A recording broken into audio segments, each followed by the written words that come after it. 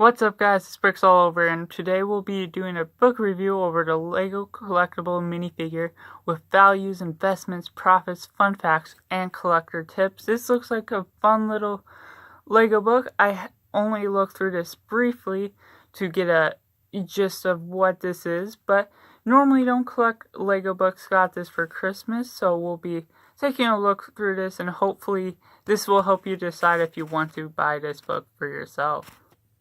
Here's the front cover, and we get a variety of different types of minifigures from different themes, and of course there's Mr. Gold as well, and this is just a fun little interesting cover that gets the gist that there's a lot of different minifigures and themes in this.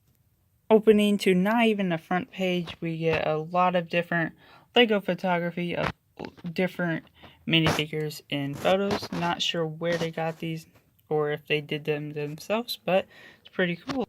And I'm not going to be going through every single page for possible copyright reasons, but here's some acknowledgements, and then here's some other pictures.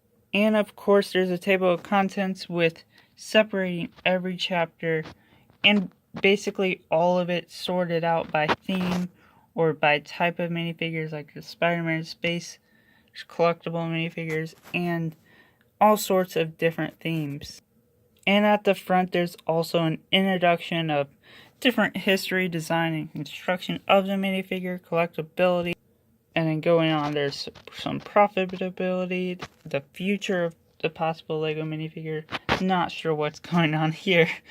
And then on the next page we get the first look at what this book will be about, which Chapter 1 will be on the Adventures, an older LEGO theme. Pretty interesting, and it talks about each minifigure, the price on Bricklink, and the part number. And it's pretty nice. Not sure if those prices are based off of brand new, which it's possible. I believe that's what it may be based off of, but I believe you would probably be able to get those cheaper on a used setting. And the Adventures was actually only those 2 pages, but now we go into Ultra Agents, which I won't go too much over, but there's some of the start of it, and there's the older agents as well if you wanted the classic. Chapter 3 will be over Atlantis, which I think this is really cool that they're going over some older themes. This is such an interesting look at what themes you may have missed out on or forgot about, or just seen some interesting minifigures and minifigure pieces that were produced back in the day. And I also wanted to note that I just checked, and this book was made in 2016, so there won't be, this is a couple years old, so it's not completely updated to what minifigures are made today, but that's still okay, especially with all of these older looking minifigures with the theme. And here's some of those Atlantis figures, which look pretty cool. Skipping a couple pages ahead, we get Batman, which of course they won't have the LEGO Batman movie yet because that was 2017, but I know there's some pretty rare figures possibly because of the older Batman theme.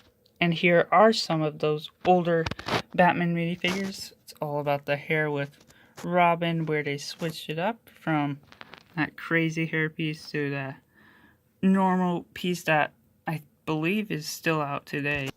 And here's some of the older Batman figures from 2006 to 2008, as well as some villains. And Chapter 5 is about Castle, one of my best friend's favorite themes of all different eras. Here are some of those older ones, and I thought that was from Series 1, but it's actually from an older castle theme still.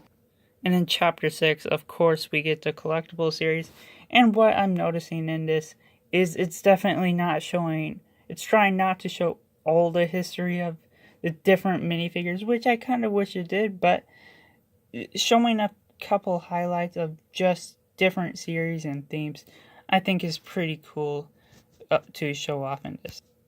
And of course we gotta add Mr. Golden here, and then there's like little pictures like this of all the minifigures in different photography settings. And then here are pretty much all the suit guys that they had at that time, at least. And then there's this really nice photo with the hot dog guy. And then we also get the Comic-Cons and convention exclusive minifigures, which is a pretty interesting chapter you can read over. Here's a look at some of, it's sort of a comic-oriented style of that picture of most of them. I know Brickvault goes over all of them, or at least most of them in their reviews, and then there's more reading, of course. There's a lot of reading in this, which, if you're not into reading, you can still, I think there's still plenty of pictures on every page, which is pretty cool to look at. And here's some of the first San Diego Comic-Con figures, or even New York. I'm not sure where they were separated out. And then, of course, there are more, which are shown on the next page, and then there's a couple more pages as well to look at of those, which is pretty cool. And in Chapter 8, we get Harry Potter. It's kind of funny. This came out in 2016 and now 2018. It is more prevalent. Again, it is come back.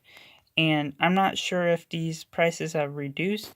Definitely would not rely on all of these Bricklink quoted prices on this, because it's been 2 years, or it's almost 3 years coming into 2019, so this may not be reliable prices, since definitely reductions or inflations in price. But looking at all of these old Harry Potter figures just shows how much they have improved, which is pretty cool to see the old ones still, because I think they were still pretty good for their time. And I really love this page. I just wish it was an actual poster that you could have, because this would be amazing to tear out, but it's 2 separate pages. And of course we get everyone's favorite theme, Legend of Chima. Of course I'm kidding, but I didn't think this theme was too bad personally. I really liked the minifigures. Didn't care for the sets all that much, but this is in the book apparently too. And here's some of those minifigures with some of the harder to get minifigures. And with the Lego Movie 2 coming up, we can get a look back on the first Lego Movie and some of those minifigures. Here we get a look at Lord Business, a picture, and then all of the different Unikitty that came out. Also included is the Lord of the Rings and a Hobbit. It doesn't say Hobbit, but it already shows a Hobbit minifigure, so. And I really love the Lord of the Rings and Hobbit theme, so I definitely hope they eventually come back. Not sure if they ever will, because there's no new movie.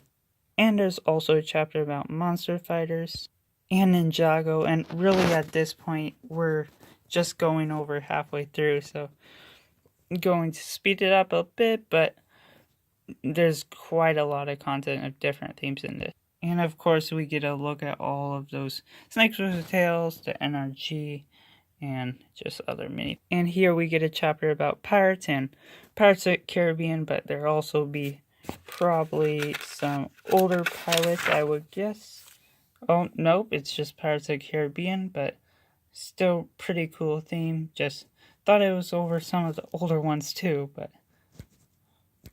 And then here we have some space. There's an Alien Conquest. We'll see what else they have. And as I thought so, they have some classic space in here as well. Next up, we got Spider-Man, and pretty cool to see the older Spider-Man. And there's some of those figures. And of course, we have SpongeBob SquarePants, a theme I almost forgot about that LEGO actually made, especially after Mega Bloks took it for a little bit. But that would be interesting if LEGO ever took that back. And of course, we can't have a minifigure book without Star Wars, which is pretty amazing. And here are some of the classic, the TC-14, or that's actually gold chrome-plated C-3PO, some minifigure packs, and other. Because it's so popular, Star Wars actually goes on for a few more pages than the other ones. And this is pretty cool too, of the different types of Boba Fett's that were rare. And then moving on, we got more superheroes. Not sure why they separated Batman and Spider-Man from them. Guess they just wanted to, I don't know, separate those type of themes. And then this is the DC and Marvel superheroes that were the newer from 2012 up to now. And there's some of those figures. Really went to Wolverine after getting into that movie series. And then Deadpool is pretty popular too. And then there's Toy Story. I know Toy Story might be a new Juniors theme coming out this year with Toy Story 4. Pretty cool to look at. And then these two pages are devoted to City and Town with that Red Sox and an Exoforce figure. And then continuing on to smaller themes, we got Avatar and then Elle's friends, Disney princesses, all grouped in one. There's those Avatar figures, which are pretty nice. And then even more smaller themes, we get sports and Teenage Mutant Ninja Turtles. Didn't expect them to compact all this in one book. And then we also get promotional figures with the special 50th anniversary and then that Nesquik money. And then that also goes on to show the maxi and large figures. And there's some of those from various different themes, which are pretty cool. And this is also quite interesting. It goes on to show some custom minifigures, which are not LEGO official. That's pretty cool, and that's interesting to see Jason in there, because not LEGO friendly. And there's some more various custom. There's an It minifigure, pretty cool. Some other ones. And then another interesting page, there's talking about counterfeit minifigures, of course, like such as Lepin. Not sure if that was out by this old, but it shows what's the comparison of real and fake. I definitely can tell the difference, but unfortunately some people cannot and get scammed on eBay. And then there's also this minifigure price guide. Again, not sure if definitely don't think this would be very reliable at this point because going into 2019, but pretty cool for what they had back into 2016. And that went on for a couple pages, but there's even more photos, and it's specifically meant to be a photo gallery, which are really nice pictures to look at. And then at the end there's a thank you page, and then what's this? There's about the author's index, and then that's the very end of the book. And the back cover just talks about that. You can read that if you want. That's pretty cool. So overall, I definitely gotta recommend this book because there's a lot more than expected. This was my first time flipping through this book completely. I was just scanning it before, but I just realized there was so much more themes than I thought they would go over.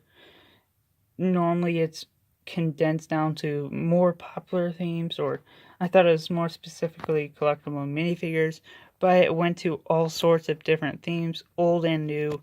Of course, they don't have anything past 2016, but for when this book came out, this is a lot of fun little pictures. Definitely a card trip book to look at, or if you're into reading, definitely reading that, and it includes some collector tips and other things if you want to look into that.